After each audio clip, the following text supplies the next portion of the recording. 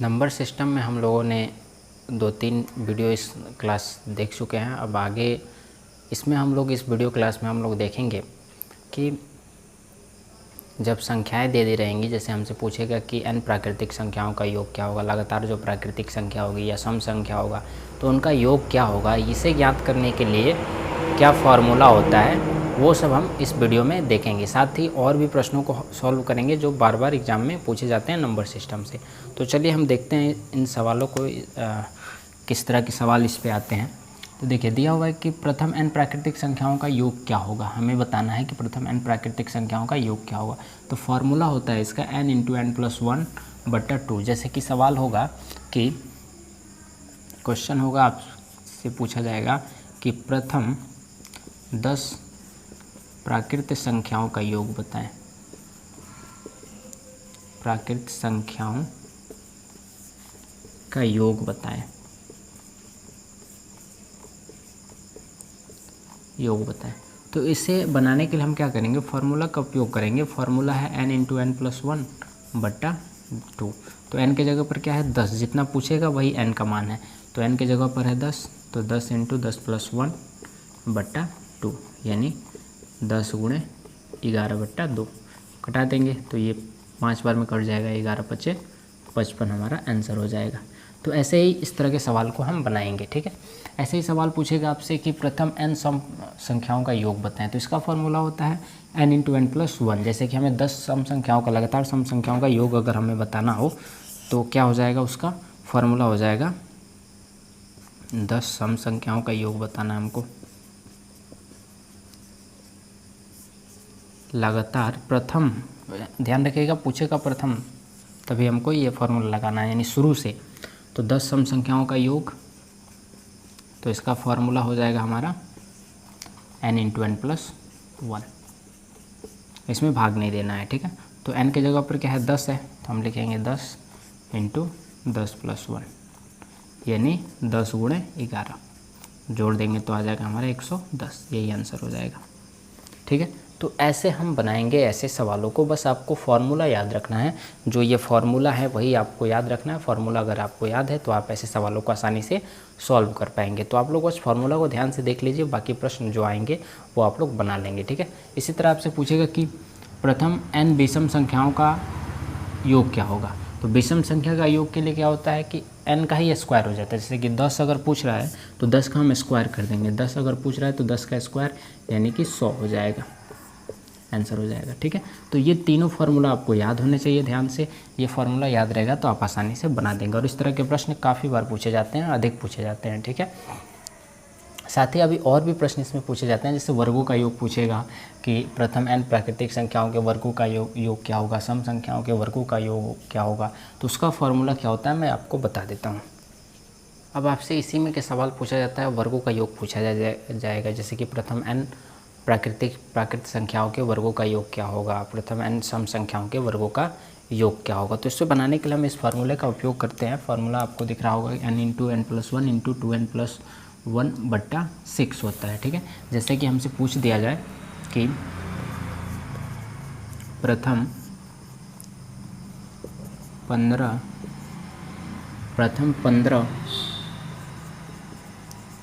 प्राकृत संख्या का योग क्या होगा, प्राकृत संख्या का योग पूछा जाए तो हम क्या करेंगे, फार्मूला लगाएंगे n × n+1 × 2n+1/6। n के जगह पर क्या रखना है हमको, 15 रखना है, ठीक है।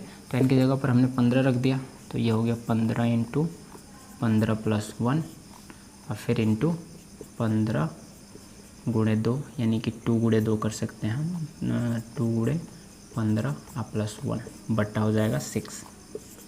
इसको सॉल्व कर देना होगा तो कितना हो जाएगा, ये हो जाएगा 15 × 16 और फिर इंटू ये हो जाएगा 15 दूना 30 और 1 31।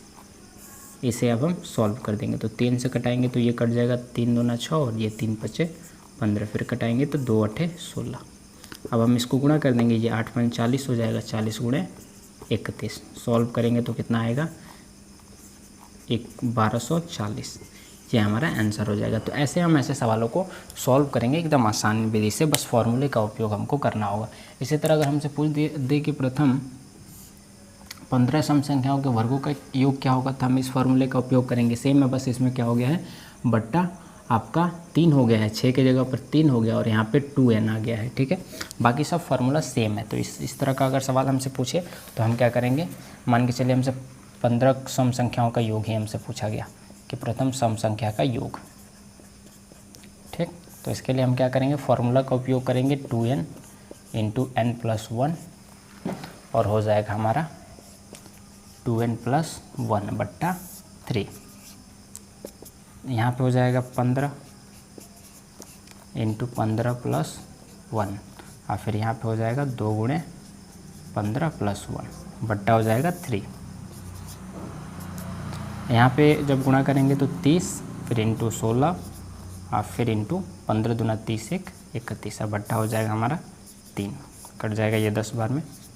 जब अब हम इसको गुणा करेंगे तो यहाँ पे आएगा 160 × 31। अब इसको गुणा करके हम लिख देंगे, जो आंसर आएगा वही हमारा आंसर हो जाएगा। ठीक है, तो ऐसे हम इन सूत्रों का प्रयोग करके, इन फॉर्मूले का प्रयोग करके हम आसानी से लगातार सम संख्याओं का योग या फिर लगातार प्राकृतिक संख्याओं के वर्गों का योग ऐसे हम निकाल सकते हैं। ठीक है, साथ ही यदि आप लोग ये भी पढ़े होंगे, समांतर श्रेणी पढ़े होंगे, तो उसके फॉर्मूले का उपयोग करके भी आप बना सकते हैं। आगे के चैप्टरों में, आगे की क्लास में हम लोग एपी को समझेंगे कि कैसे हम उस फॉर्मूले का उपयोग करके भी आसानी से निकाल सकते हैं।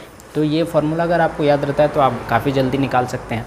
तो चलिए अब हम कुछ और प्रश्नों को देखते हैं जो कि संख्या पद्धति से पूछे जाते हैं। आगे हमसे इस तरह के सवाल पूछे जाते हैं कि किसी संख्या को 899 से भाग देने पर शेष 63 प्राप्त होता है।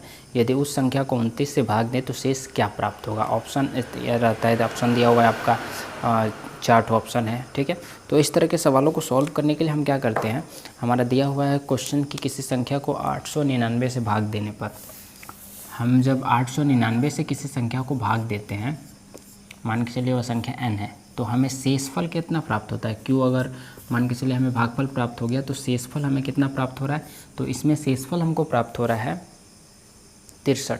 शेषफल हमें प्राप्त हो रहा है 63। तो अब हमसे सवाल पूछेगा, अब इसके आगे कह रहा है कि यदि उसी संख्या को हम 29 से भाग दें, यानी कि इसी संख्या को n को ही यदि हम 29 से भाग दें तो हमें शेषफल क्या प्राप्त होगा, यही हमको बताना है।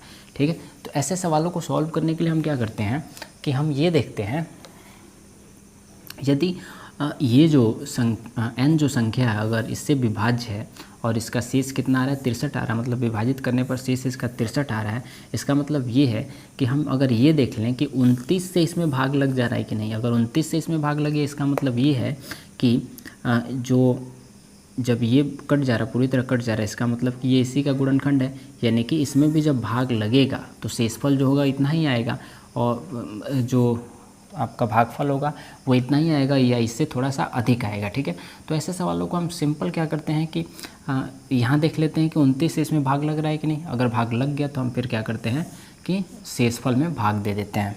क्योंकि ज़रा सोचिए कि अगर कोई एक संख्या है, ठीक है, और उसे हम किसी बड़ी संख्या से भाग दे रहे हैं, किसी बड़ी, जैसे कि मान के चलिए हम आपको यहाँ समझाते हैं। देखिए, मान के चलिए हमने किसी संख्या को 50 से भाग दिया, 50 से किसी संख्या को हम भाग दे रहे हैं आपका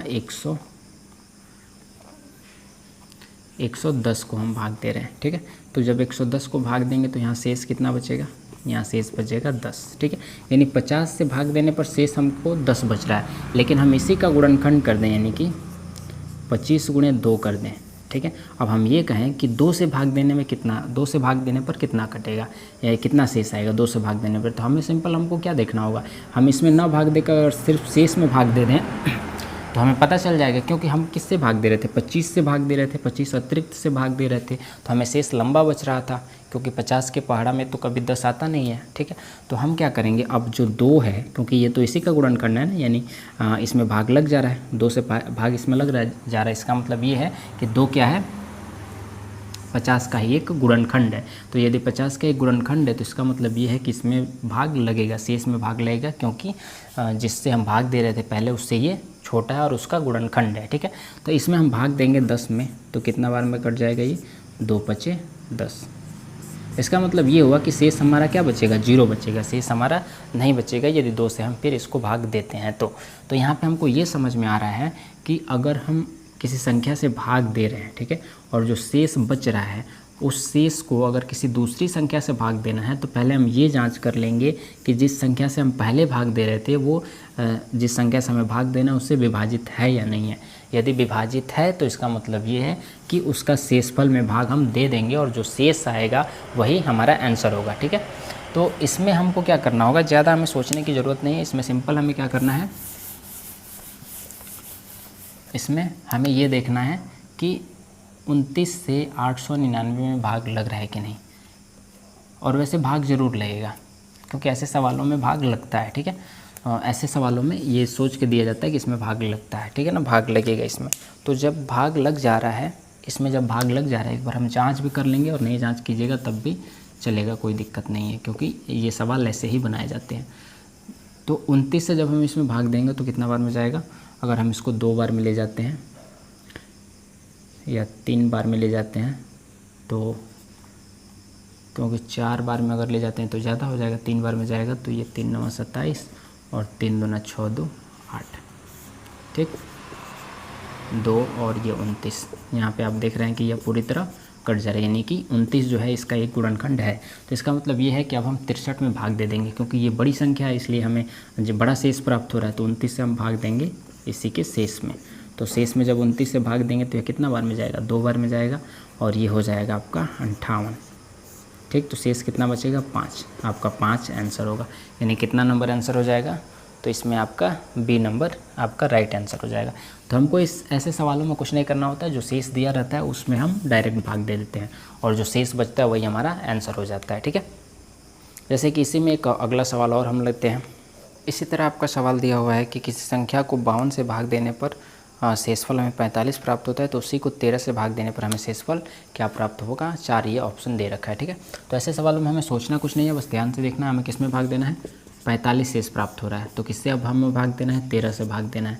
तो यह कितना, 13 से ही ना भाग देना है, हाँ 13 से भाग देना। तो शेषफल कितना आएगा ये बताना है। तो हमने भागफल देखा कितना दे रखा था, भागफल हमारे पास 45 दे रखा था, ठीक है। भाग किससे देना था, हमें 13 से भाग देना था, तो हम 13 से डायरेक्ट भागफल में ही भाग दे देंगे, शेषफल में ही भाग दे देंगे, ठीक है ना। शेषफल कितना दे रखा था, 45 दे रखा था पहले वाले का, तो हम क्या करेंगे, शेषफल में ही भाग दे देंगे, हमें कुछ सोचने की ज़रूरत नहीं है। तो 13 से भाग देंगे तो ये कितना बार में जाएगा, 13 3 39, यानी कि शेषफल हमारा बचेगा 6। ये हमारा आंसर हो जाएगा डायरेक्ट, ठीक है, कुछ नहीं सोचना है। इसी तरह एक और सवाल दे रखा है, देखिए, हाँ सवाल है कि किसी संख्या को 56 से भाग देने पर हमें शेष 29 प्राप्त होता है, तो उसी संख्या को 8 से भाग देने पर शेष हमें क्या प्राप्त होगा। तो क्या पहले वाले का शेष क्या दे रखा है, तो पहले वाले का शेष 29 दे रखा है, किससे भाग देना है, 8 से भाग देना है, तो हमें 8 से 29 में भाग दे देंगे। तो यह कितना बार में जाएगा, 3 बार में जाएगा, ठीक, कट जाएगा, 5 शेष आ जाएगा। बस 2 सेकंड का काम था, ये आप मन में भी कर सकते थे या फिर कॉपी में भी, रफ में भी कर सकते थे। ऑप्शन इसका कितना नंबर हो जाएगा, ऑप्शन बी हो जाएगा, ठीक है। तो ऐसे हम ऐसे सवालों को सॉल्व करेंगे, ठीक है। चलिए और कुछ सवाल देख लेते हैं। अगला क्वेश्चन है, इसी में आप देखिए बोर्ड पे आपको दिख रहा होगा कि अगला क्वेश्चन है कि यदि किसी संख्या को 119 से भाग देते हैं तो हमें जो शेषफल है वो कितना प्राप्त होता है, 19 प्राप्त होता है, तो उसी संख्या को 17 से भाग देने पर हमें शेषफल क्या प्राप्त होगा। तो जब हम 119 से भाग दे रहे थे तो 19 शेष प्राप्त हो रहा था, तो उसी को हम 17 से भाग देंगे तो शेष कितना प्राप्त हो रहा था, 19 प्राप्त हो रहा था। तो फिर हमको भाग किसके से देना है, 17 से देना है। तो एक बार में जाएगा और यहाँ पे हो जाएगा आपका 2 शेष, यानी आंसर कितना नंबर हो जाएगा, तो आंसर हो जाएगा आपका इसमें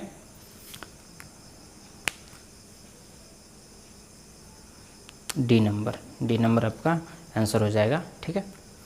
तो ऐसे हम ऐसे सवालों को आसानी से सॉल्व करेंगे। चलिए आगे एक और क्वेश्चन है, दिया हुआ है कि यदि किसी संख्या को हम, ये थोड़ा सा अलग सवाल है कि यदि किसी संख्या को हम 5 से भाग दें तो शेष 3 रहता है, और यदि उसी संख्या के वर्ग को हम 5 से भाग दें तो शेष क्या रहेगा।